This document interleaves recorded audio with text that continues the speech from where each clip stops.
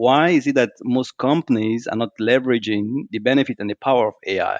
Why is it not being beneficial in a way? We're spending a lot of money, but still the return on investment on this technology is not that great. And simply is because, as you mentioned, the whole data strategy, the whole analytic strategy, the whole strategy around how do I utilize this technology in a better way?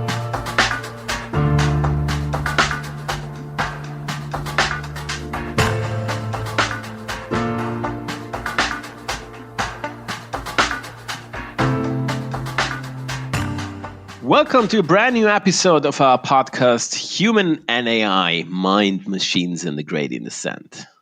Thanks that you tuned in again to spend a little bit of time geeking out over the AI community, the relevancy of human and technology, and the craziness of corporate life. We are Uli and Avery, your hosts for this episode. And today we are super excited to connect to Singapore to our amazing colleague, Michael Taylor. Michael is the AI Chief Data Scientist at the Rail Analytics Center of Siemens Mobility. He's passionate for turning raw data into products, actionable insights, and meaningful stories. He worked for quite a bunch of leading global industrial tech companies such as eBay, Visa, and still today he's working for one of the oldest German startups for Siemens. Blown away already by the intro, right? Let's jump right into it. Michael, thanks for taking the time with us today. Hope you're doing fine. And can you maybe describe yourself? Yes, thank you so much, Audrey and Uli, for having me. And indeed a pleasure for me to participate in this awesome podcast. Yes, as you rightly said, I am Michael Taylor, currently the AI Chief Data Scientist at the Rail Analytics Center in Singapore. And my passion is really turning data into actionable insights that can help our customers make informed decisions. This is what drives me every day. This is what motivates me. And this is what I look forward to on a day-to-day basis. Yeah, awesome. Michael, your Vita it's blown away, right? Aubrey, we came already a bit of mixing everything together because you're such a bright and great guy, and it's super dense. I guess you've seen from Munich, has spent time in Munich, right? And you spend time now in Singapore, right? And given the current times that you have, right? When was the time that you last time had a digital detox? Is that especially needed in current times?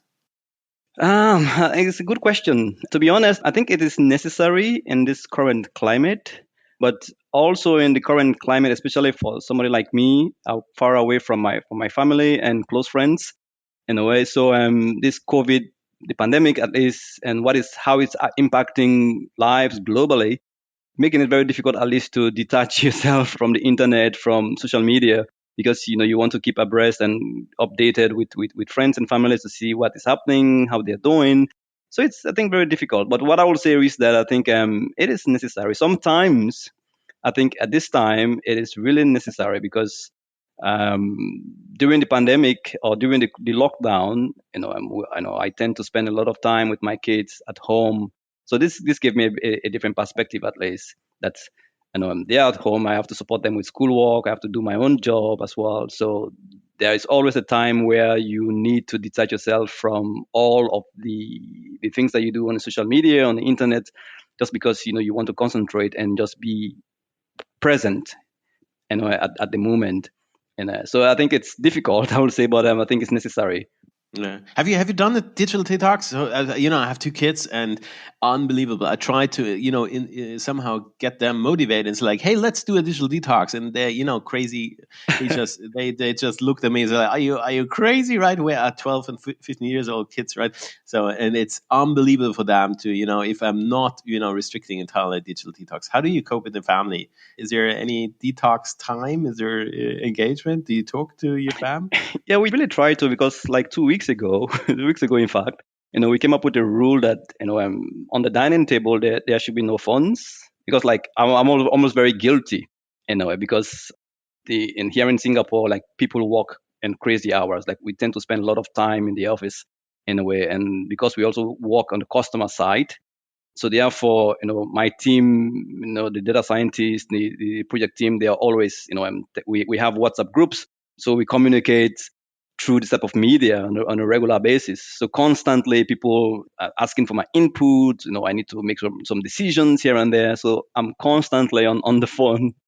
So therefore, like even when I come home, the work is still after me in that sense. So started thinking about okay ways to at least try to enjoy family time. So one of the ways was that anytime we're on the dinner table, whether it's breakfast, lunch, or dinner, no phones at least. Just try to concentrate with the kids, with the family, and have some normal conversation in that sense. And also the other rule that we started implementing also about 2 weeks ago is that in the bedroom, no phones allowed at least. You can That's do a good all your one. phone Yeah. stuff, in the living room or in your study. But once you go in the bedroom, no time to start fidgeting or looking through the phones. I think this is helping. I will say. So it's still a long way to go, but so far so good. I would say. Right. Yeah, really taking the quality time with the family. So, Michael, you are AI Chief Data Scientist for Siemens Mobility. So, what do you think? Are driverless trains the future? I think it's a very interesting question. Something that I think about because this is a conversation that I have with my colleagues at work quite a lot. Something that my observation is that yes, to a large extent, yes, I will say it is the future because this is where everybody is moving towards now. But some of these technologies or some aspect of autonomous trains, have been around for some time in a way. Because if I look at the trams, the metro system, like for example in Singapore, for example, the metro, especially the downtown line, is 100% autonomous at least. So you see these type of things. If you go to the airports, you see some of this the same technology there as well. But when people usually talk about this, perhaps we are more focusing about on high speed trains, I would say in that case. So yes, if we can get this technology to work at least for those types of trains, then I could see exactly how advantageous it will be because passenger demand is increasing.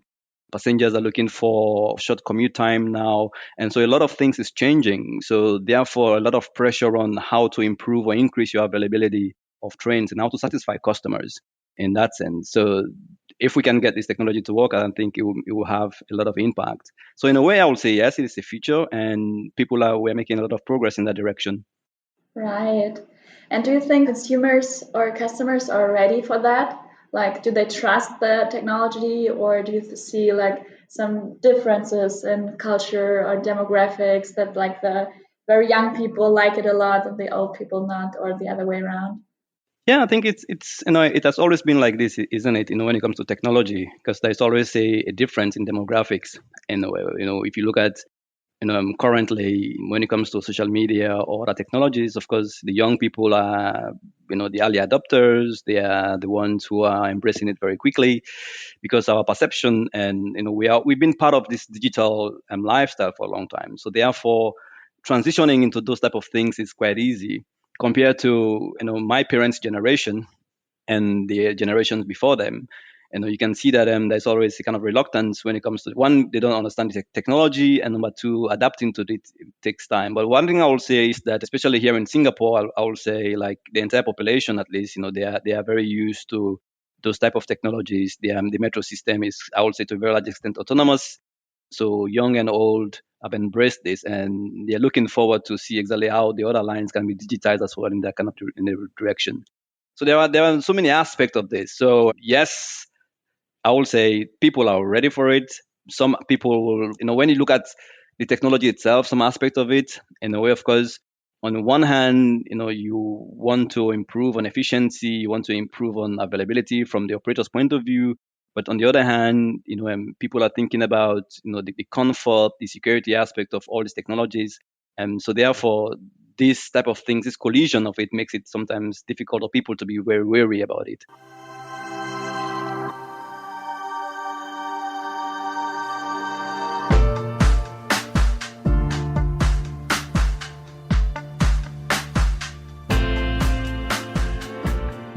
If you look on mobility, obviously, the big fella is obviously everybody like, oh, autonomous driving, right? That is the AI case, isn't it? Right? Everybody, at least from a public audience, but obviously, pushing more automation and more autonomy basically in transportation is obviously pretty awesome. But actually, it is only part of the chain, isn't it? What you folks do in mobility. Can you share a bit? What's your role in the state of AI in mobility from your perspective?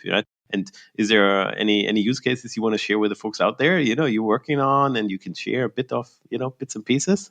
What's on the broader spectrum? Yeah, and sure. Rightly as you said, when you look at AI, there are so many applications of AI.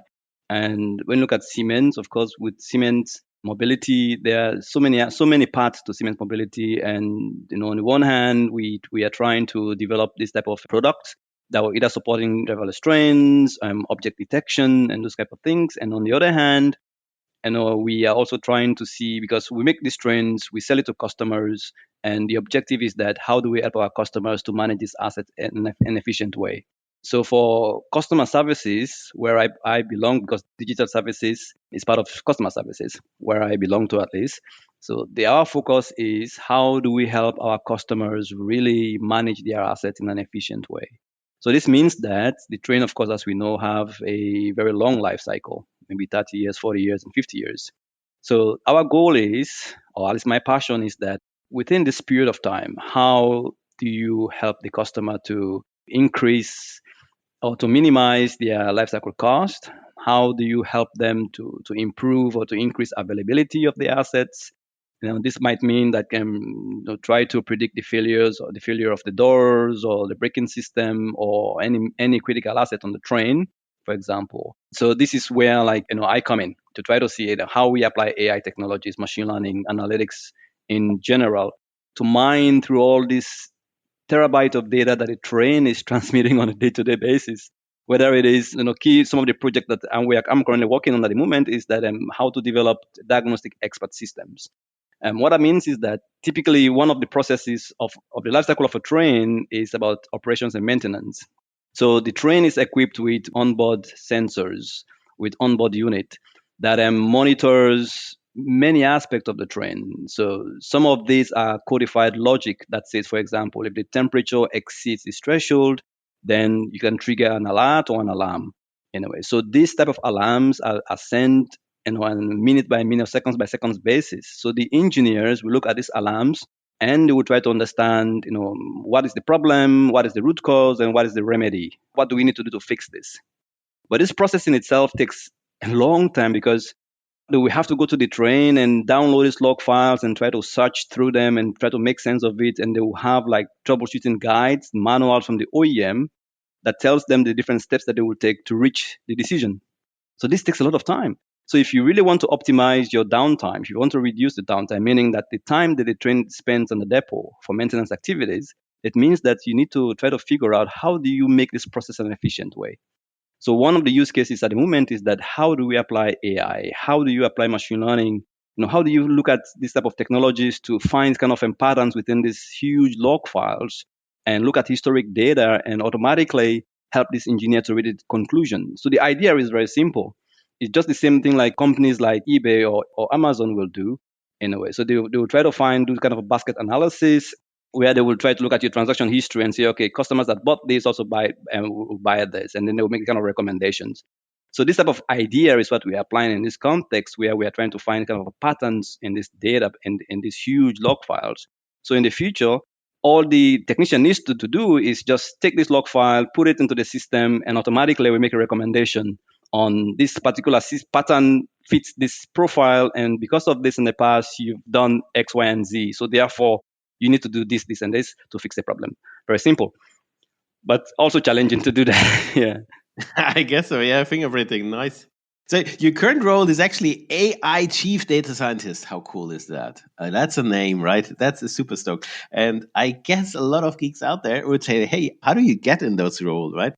And what can one understand, right, on what means maybe a Chief Data Scientist?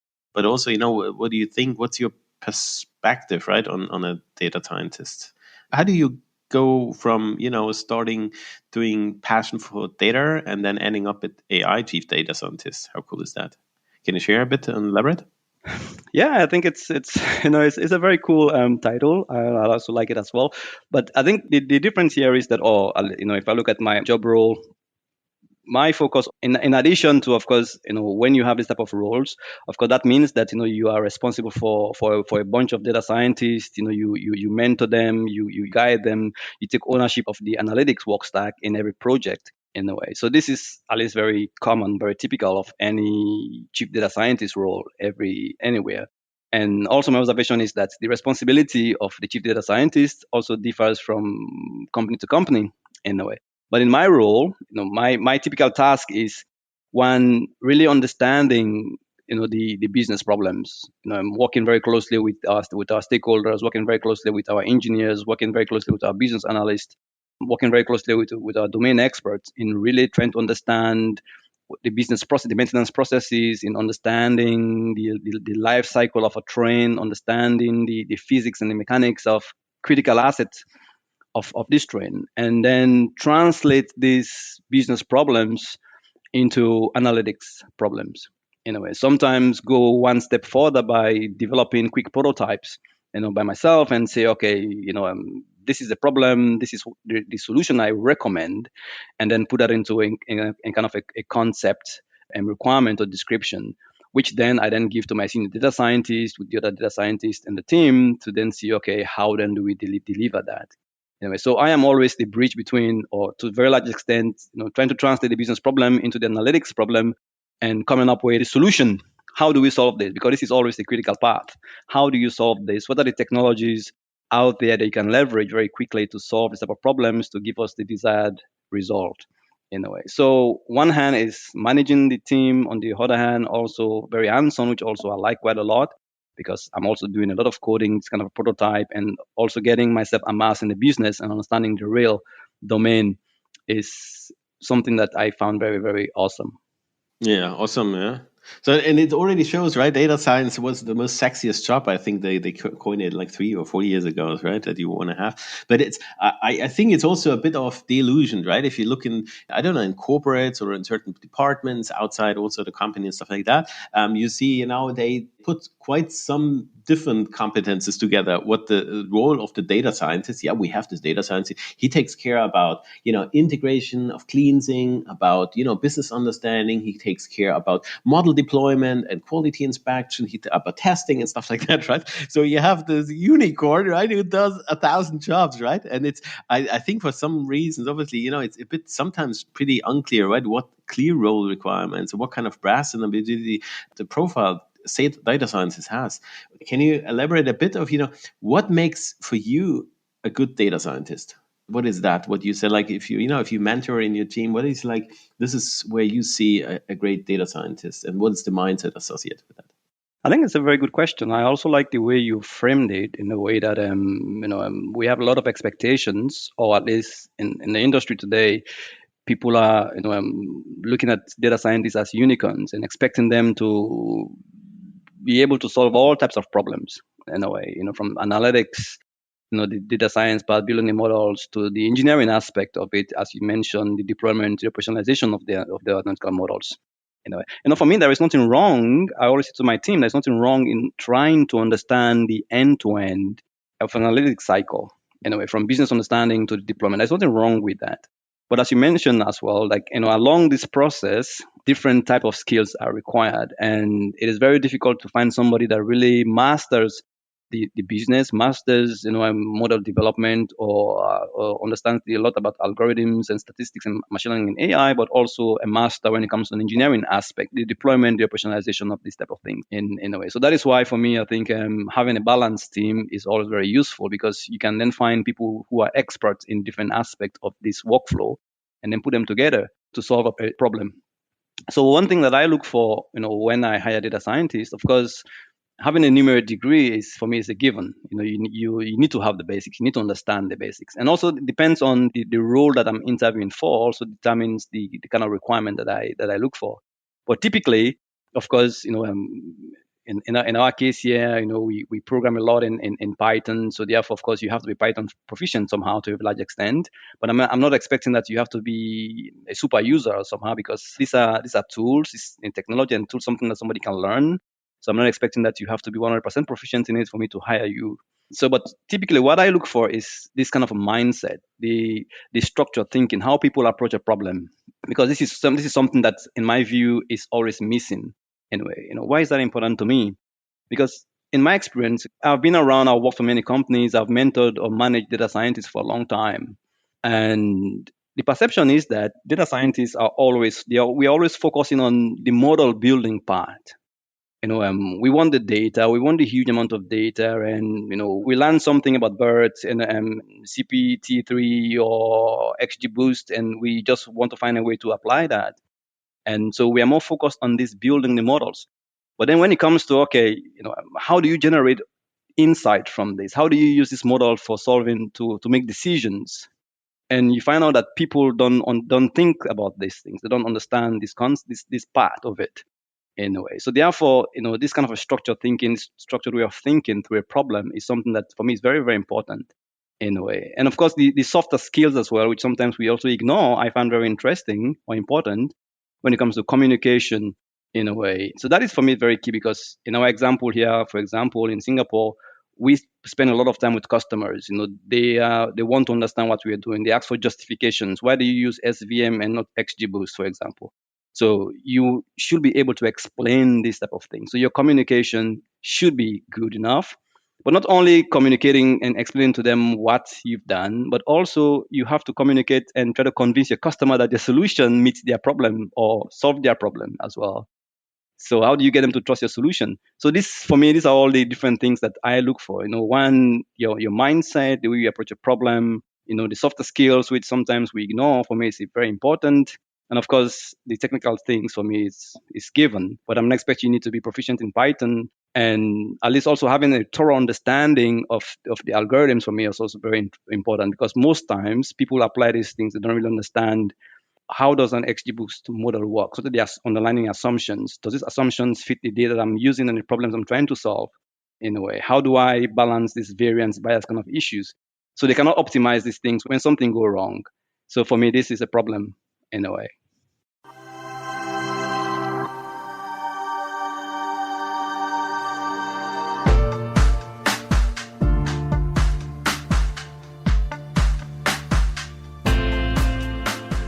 Right. So it's super important for companies to find the right data scientists. But what is also very important is the corporate data strategy. So, Michael, what would you say are the fundamental pillars of a corporate data strategy? Or to put it in other words, how does a company really leverage its data assets effectively to make the business more sustainable? Audrey, this is a very, very good point. Because again, as I was saying before, like, a lot of people, a lot of companies embark on this AI journey or adopting this, thinking about it as it's a technology problem, or it's a technology issue in a way. And that is why, of course, as you know, is that there's a lot of literature and surveys now been done to really understand why is it that most companies are not leveraging the benefit and the power of AI. Why is it not being beneficial in a way? We're spending a lot of money, but still the return on investment on this technology is not that great. And simply is because, as you mentioned, the whole data strategy, the whole analytic strategy, the whole strategy around how do I utilize this technology in a better way. So for you to really benefit from this, developing the strategy itself, the data strategy, you have to understand, what are the business problems do I really want to solve? For me, this is the key. This is the first point. What are the decisions do I want to be able to make? I have a 4-point strategy that guides my thinking when I approach a problem, or when I discuss with my stakeholders in a way. One is, we need to understand what are the decisions that we want to be able to make. Number two, what are the insights that is required to make those decisions? Number three, what analytics can provide those insights? Then number four, what is the data and technology required to provide the analytics? So once if you're able to have answers to all of these, then at the end of the day, you have a proper problem statement. You understand the data that is required to solve this, the insight required to solve this, and together all of this then makes what your data strategy really is. So you cannot just go and say, okay, I just want to collect as much data as possible. You can collect as much data as possible and just store them. But the question is, what do I need? What am I going to do with it? How do I leverage this to solve a problem? in a way. In most cases, of course, we also hear people saying, "Yeah, just collect it, and then I'll figure out what to do with it." I think it's a wrong strategy. You need to know what you need to do first. You know your business, so you have to develop this data strategy in terms of what data do I need to collect and why do I need to collect this, in what format do I need to have this, and how do I need to leverage the insight from this to help to support the business to make the decisions that I want. So this for me I think is very critical. Right. Thanks for sharing. So, Michael, you've already worked in very many different large firms and different roles. You gained a lot of experience. So, which is the greatest lesson for you that you learned in the past and that you would like to share with the audience? You know, I mentor a lot of people, and one question that people always ask me is that is it the right time to leave a company? I've seen many people approach me and say, a lot of things, I'm not happy with what is happening here. I'm not happy with what is happening here. This is not right, or there's a problem here, there are issues here, and there, so therefore I want to leave. So one of the most important thing I say to people or some of my mentees is that don't leave a company because things are not as you expect it, or there's one or two issues here and there, or maybe this process is wrong, or I don't have this kind of a thing here. The truth is that you will find different forms of issues everywhere that you go.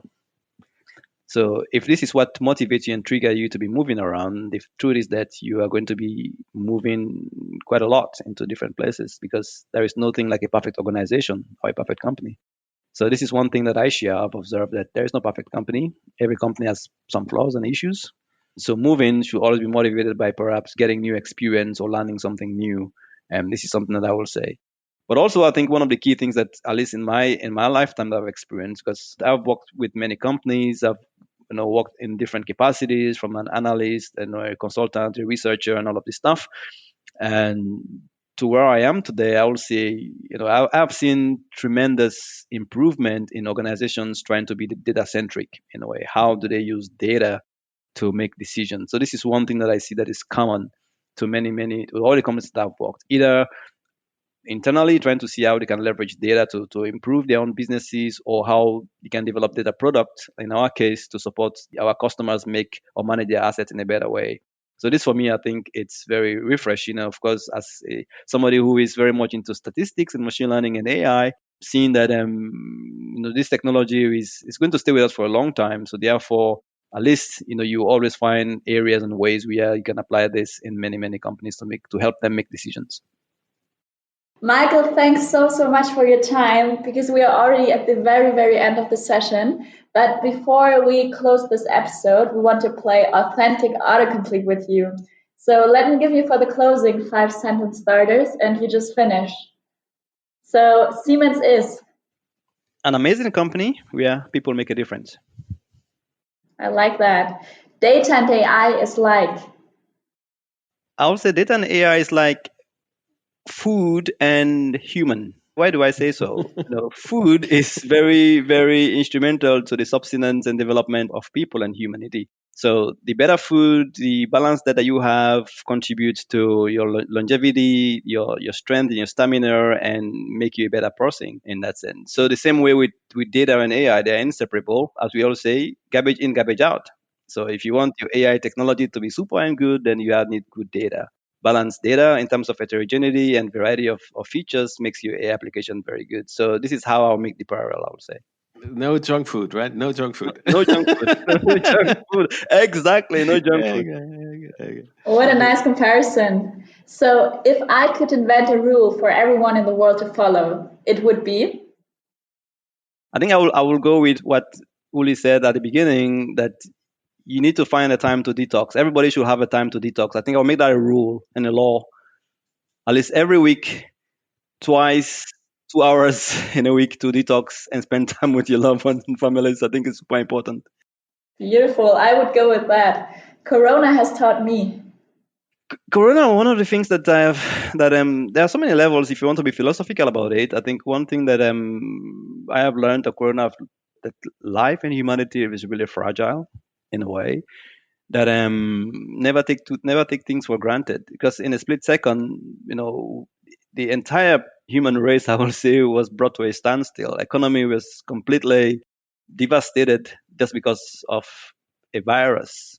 And we see how these have transformed and influences our perspective to different things, our priorities with our loved ones, and some other things about the way we used to work. Now, at least people are thinking about working from home. It's at least it doesn't make any difference whether I work in the office or not.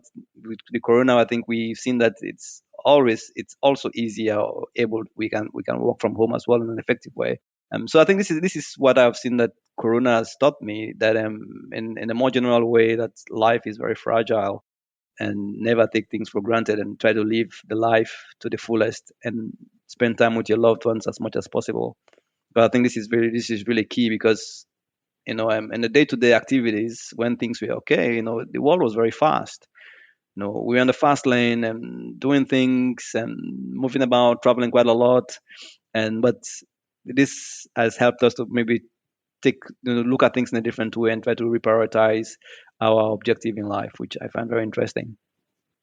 I totally agree. Thanks for sharing. And last but not least, my personal superpower is.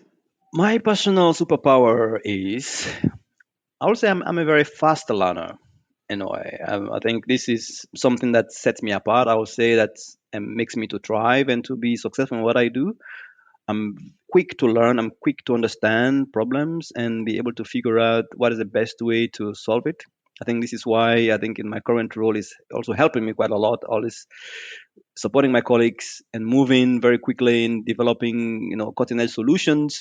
Because for me, I think this is my job. My role is understanding problems and translating business problems to analytics problems. So therefore, this ability to really understand things quickly and to learn processes and business quickly and then translate that into analytics makes a huge difference. So yeah, as a fast learner, being a fast learner is my superpower. That's the skill of the century. Michael, thanks so much for the time, right? It feels like that is an appetizer. I could obviously easily, we could talk now another 3 hours, but you know what? I'll keep it what we had in the introduction, right? Actually, I'm super excited. Hopefully you will release some kinds of weblog or sometimes interactive media, or maybe release this 80 pages of insights corporate data science book eventually, right? Because it's super interesting from the way you talk, from the interaction with you. And so I hope really people out there follow, go to LinkedIn, check out Michael, what's he's sharing with the other folks, and obviously stay tuned, because even in the ALA podcast, right, there's a lot more to come. Again, stay bold, committed, and open-minded, and we hear it exactly at the next Siemens ALA podcast. Cheers, and thanks, Michael. Thank you very much, Uli and Aubrey. It's a pleasure to be here today, and I very much enjoyed the discussion and looking forward to another opportunity to share with you guys as well. And also, I will take that with you, Oli. Maybe think about it more, but developing or writing a book. So that will be a project that I will think about and try to see exactly how to move it forward.